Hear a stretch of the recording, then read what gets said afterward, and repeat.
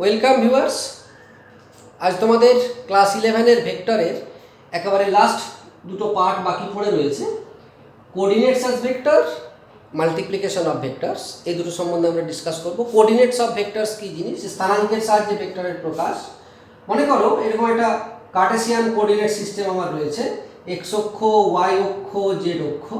তাহলে এই রকমের কার্টেসিয়ান কোঅর্ডিনেট সিস্টেমে কোথাও একটা বিন্দু রয়েছে, মনে করো পি, যার স্থানাঙ্ক হচ্ছে মনে করো এক্স কমা ওয়াই কমা জেড।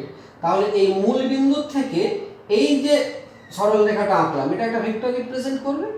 এই ভেক্টরটাকে যদি পি দিয়ে রিপ্রেজেন্ট করি, তাহলে পিটাকে আমরা কেমন করে লিখবো? পিটাকে লিখবো, দেখো এটা তোমাদের গতদিনকে বলেছিলাম, আমরা ইউনিট ভেক্টর সম্বন্ধে জানবো। পিটাকে লিখবো x i hat plus y j hat plus z k hat. I hat, j hat, k hat গুলো কি না, এই বিন্দুটাতে যদি তোমাকে পৌঁছাতে হয়, তুমি যে ঘরে বসে রয়েছো সেই ঘরটার যে কোনো একটা নিচের কর্নার, ভূমির কর্নার, সেই কর্নারটা যদি তোমার মূল বিন্দু হয়, অরিজিন হয়, তাহলে সেই কর্নার থেকে তুমি যখন বিপরীত দিকের একটা কর্নারে যাবে, মানে আমি যেটা বলতে চাইছি সেটা হচ্ছে একটা ওই তোমাদের যে অঙ্ক ছিল ক্লাস 10-এ ছিল মনে হয়, আয়তঘনের যে অঙ্ক ছিল, আয়তঘনের একটা ঘরের মধ্যে সবচেয়ে কত বড় দণ্ড রাখা যাবে, সেই রকমের প্রশ্ন। তা সেই প্রশ্নটা কি না, সেই প্রশ্নটা হলো ঘরটাতে যে বসে রয়েছে তার যে কর্নারটাতে তোমাকে দেখতে বললাম, ভূমির কর্নার, সেখান থেকে বিপরীত কর্নারে পৌঁছাতে গেলে তুমি কিভাবে যাবে? যাবে হচ্ছে বিজ্ঞানের নিয়ম বলছে তিনটে রাস্তা দিয়ে তোমাকে যেতে হবে। প্রথমে তোমাকে এক্স অক্ষ বরাবর যেতে হবে, দৈর্ঘ্য বরাবর। তারপরে তোমাকে ওয়াই অক্ষ বরাবর যেতে হবে, প্রস্থ বরাবর। তারপরে উচ্চতা বরাবর উঠতে হবে, জেড অক্ষ বরাবর। ঠিক আছে? তাহলে সেইগুলোকে ওই যে এই যে কোন দিক বরাবর যাচ্ছি, সেই দিক বরাবর বোঝানোর জন্য এক্স অক্ষে একক ভেক্টরটাকে আমরা রিপ্রেজেন্ট করি আই হ্যাট দিয়ে, ওয়াই অক্ষে একক ভেক্টরকে রিপ্রেজেন্ট করি জে হ্যাট দিয়ে, আর কে অক্ষে একক ভেক্টরটাকে, জেড অক্ষে একক ভেক্টরটাকে রিপ্রেজেন্ট করি কে হ্যাট দিয়ে, i hat, j hat, k hat দিয়ে। তার মানে স্থানাঙ্কের সাহায্যে ভেক্টরটাকে আমরা এরকম করে প্রকাশ করতে পারবো। তাহলে ভেক্টরটার মান কত হলো? মান যদি শুধুই পি বলি, তাহলে পি ইজ ইকুয়াল টু হবে রুট ওভার, যা আমরা জেনে এসেছি, দৈর্ঘ্যের স্কোয়ার প্লাস প্রস্থ স্কোয়ার প্লাস উচ্চতা স্কোয়ার। তাহলে পি বরাবর একক ভেক্টরটা কত হবে? একক ভেক্টর আমরা কি জানি? একক ভেক্টর জানি ভেক্টর বাই ভেক্টরটার পরম মান। তাহলে ভেক্টরটা বসিয়ে দিলাম x i hat plus y j hat plus z k hat divided by root over x square plus y square plus z square. এরকমের একটা ভেক্টর গেল। এই একটা ভেক্টরের পরিবর্তে যদি আরেকটা বিন্দু থাকে, মনে করো কিউ বিন্দু যদি থাকে, তাহলে এটার স্থানাঙ্কগুলো এবার পাল্টে দিচ্ছি। x1 y1 z1, এখানে বলছি x2 y2 z2, এই রকমের স্থানাঙ্ক বলছি। নিয়ে পরে তোমাকে এই একটা ভেক্টর বার করেছি, এই ভেক্টরটার মান কত? ভেক্টরটা বললাম কিউ, দিয়ে তোমাকে বলা হলো ভেক্টর পি কিউ এটা সমান কত। ঠিক আছে না? তাহলে এই ভেক্টর পি কিউ এটা কিরকম করে বের করবো? দেখো এখানে একটা ত্রিভুজ সূত্র মনে মনে যদি একটা অ্যাপ্লাই করে দিই, কত সুন্দর ছবিটা বেরিয়ে আসে। দেখো এই দেখো কোথা থেকে যেতে শুরু করেছি, পি বরাবর গেলাম, একই ক্রমে কিউ বিন্দুতে পৌঁছলাম। তাহলে এটা গেল বিপরীত ক্রম।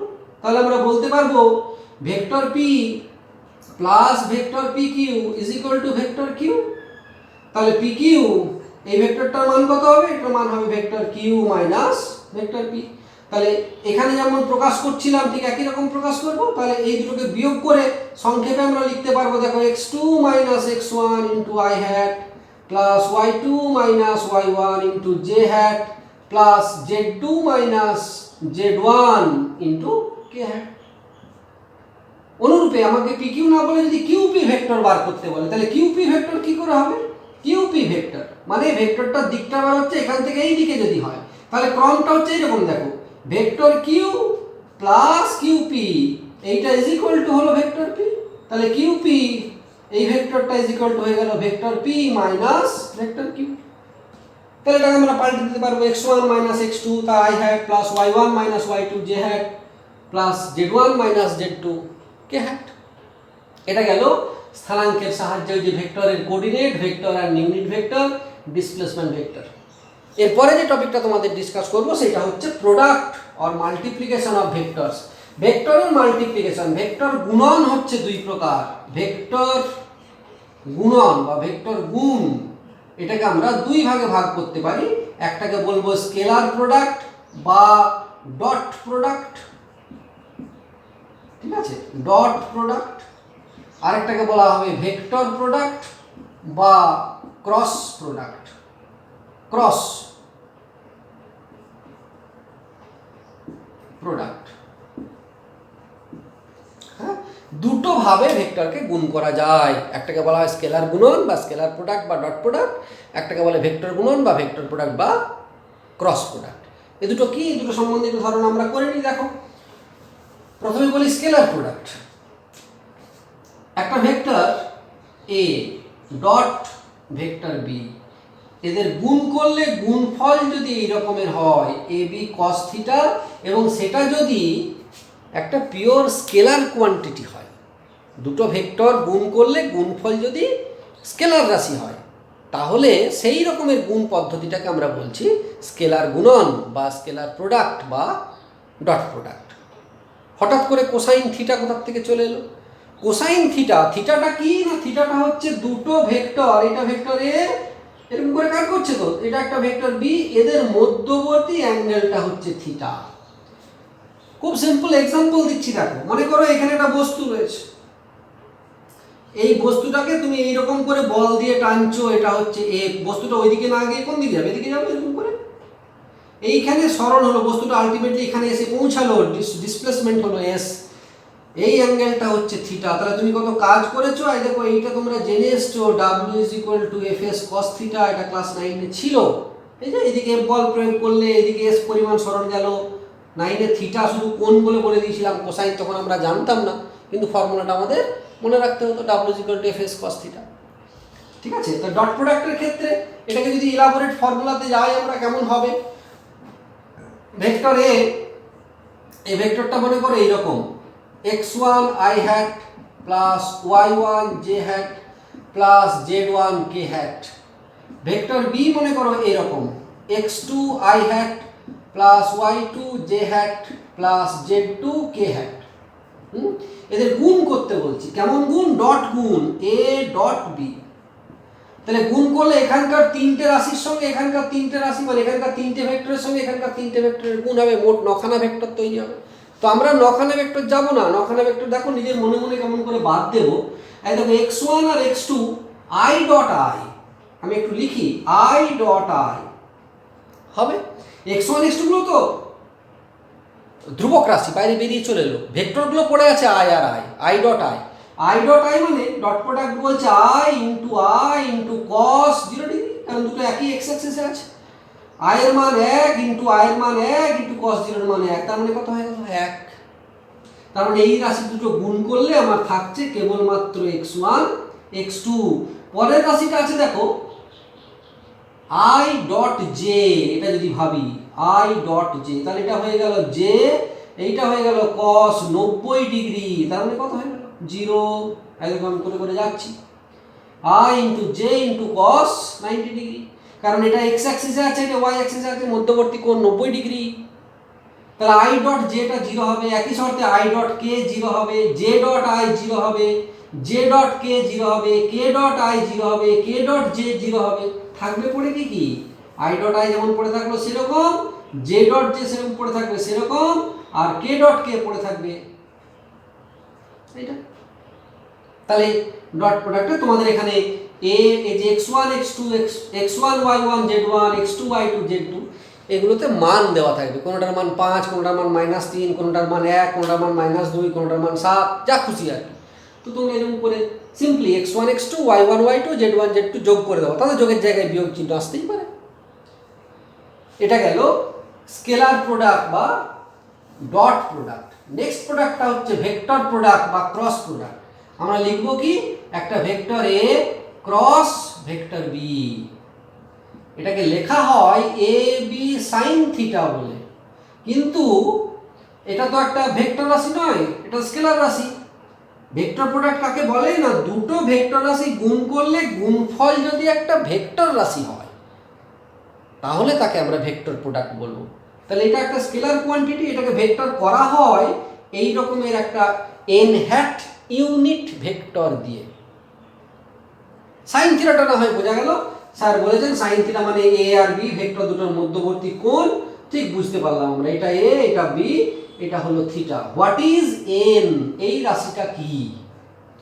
এন রাশিটা বুঝতে গেলে তোমাদের আমি একটু ছবি দিয়ে বোঝাই। দেখো, দুটো কলম নিয়েছি আমি, এরকমই দুটো কলম নিয়েছি, একটা লাল কলম আর একটা এই সাদা নীল যাই বলবে আর কি, এরকম একটা কলম।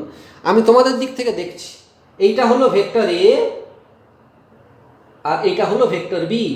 এইখানে আমি একটা স্ক্রু ড্রাইভার নিয়ে আছি, ঠিক আছে, একটা স্ক্রু ড্রাইভার মানে একটা স্ক্রুকে ঢোকাবো এই বিন্দুটায়। স্ক্রুকে ঢোকাতে গেলে ডান পাকের স্ক্রু এরকম করে ঘুরবে, আমি যেমন দেখাচ্ছি ডান পাকের স্ক্রু এরকম করে ঘুরবে।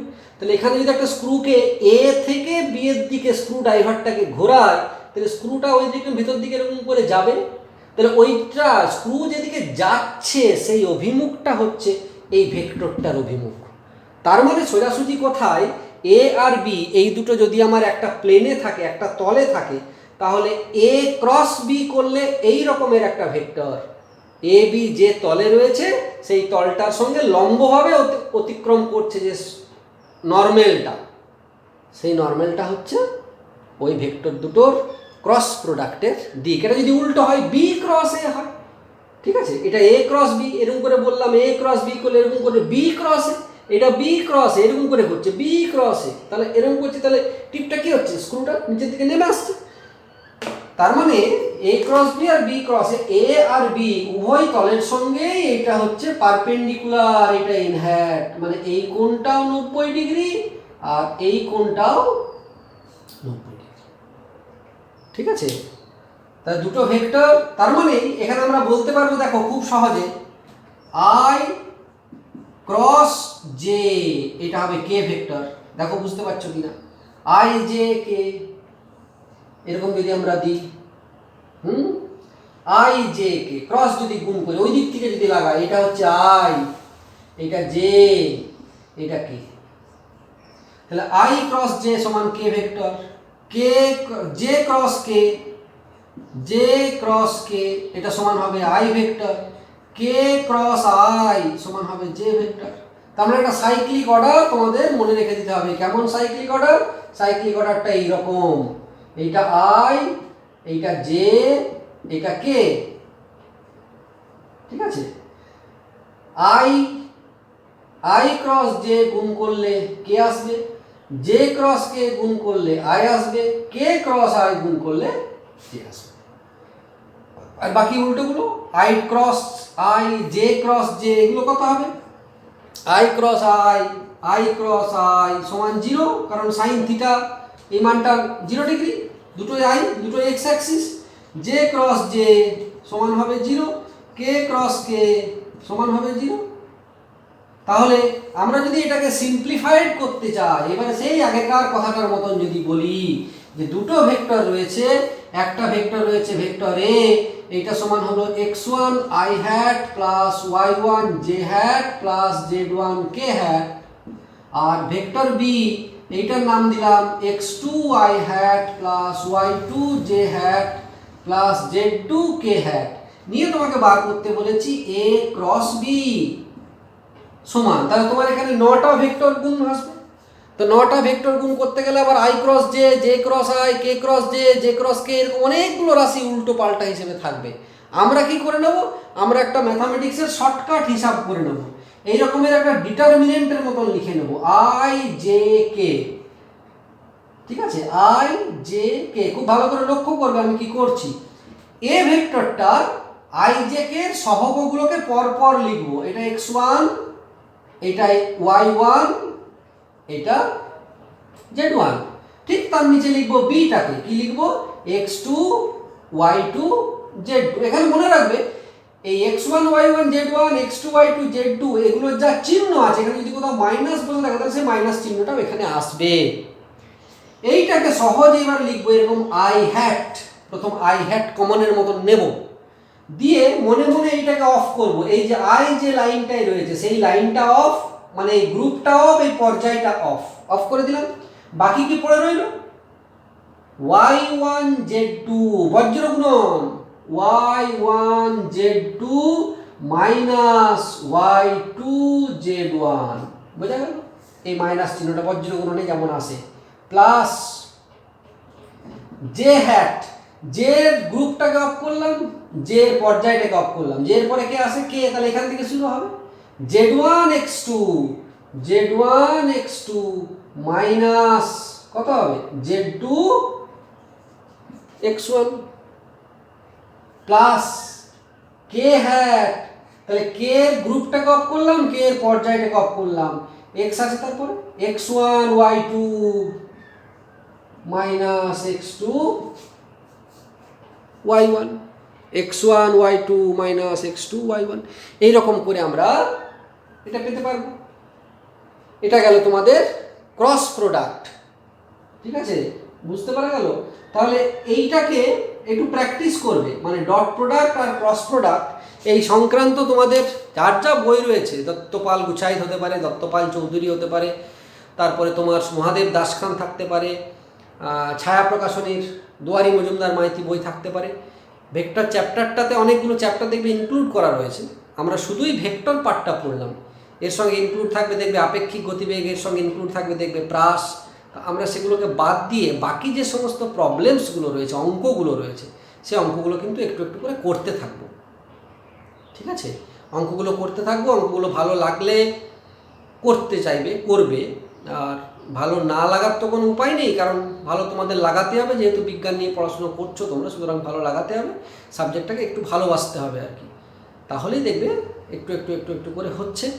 আর আমার সঙ্গে ডাইরেক্ট যোগাযোগ তোমরা হয়তো করতে পারবে না, আমি ফেসবুকে ছেড়ে দিচ্ছি, ফেসবুকে তোমরা তোমাদের টমেন্টসগুলো আমাদের দেবে, আমি যদি নাম্বারগুলো পাই তাহলে তোমাদের সঙ্গে ফোনে যোগাযোগ করে ফেলতে পারবো। প্রত্যেক দিনই এক কথাই বলছি, যদি ক্লাসগুলো ভালো থাকে আরও ভালো হয়। আরেকটা যুক্তি তোমাদের আমি দিতে পারি, যারা লকডাউনের জন্য বাইরে কোথাও পড়তে যেতে পারছো না, তাদেরকে বলি আমার এই পড়ানোটা তোমরা যদি একটু নোট বানিয়ে নাও, যদিও ফিজিক্সের নোট বলে কিছু হয় না, কিন্তু নোট যদি বানিয়ে নাও তাহলে দেখবে তোমাদের মানে অ্যাট এ গ্ল্যান্স চোখের সামনে সবটা ক্লিয়ার হয়ে যাচ্ছে, সবটাই পড়তে। বইটা মাস্ট, বইটা পড়তেই হবে, তার সঙ্গে সাইড বাই সাইড নোটটা যদি করতে থাকো তাহলে তোমাদের ডেপথ বাড়বে, ঠিক আছে।